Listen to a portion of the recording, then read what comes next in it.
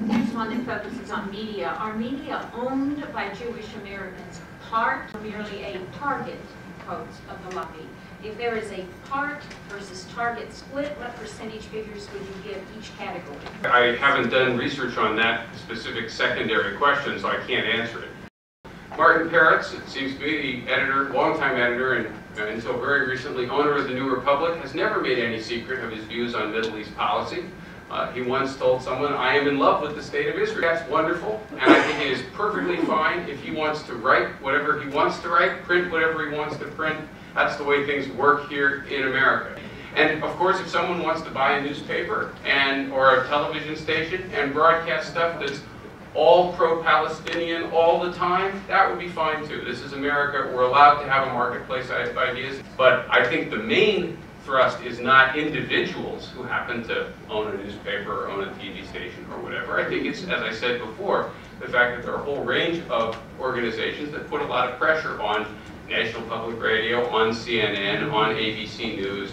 And again, if one talks to journalists, they're all aware of this. We're talking not about the Jewish lobby. We're talking about the Israel lobby. And the agenda of the lobby, the political agenda of the lobby is what defines it, not ethnicity or religion. And I would point out that Rupert Murdoch, who is not Jewish, is very pro-Israel. Okay?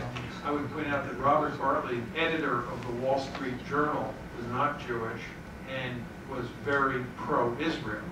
And as Steve pointed out, if you look at the survey data, there are a large number of Jews in the United States who don't feel any real attachment to Israel, number one.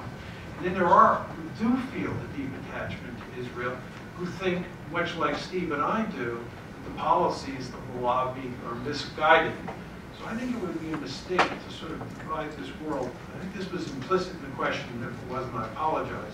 To sort of divide the world into Jews and non-Jews. It's a much more complicated picture than that. And that's why we talk about the Israel lobby, not the Jewish lobby.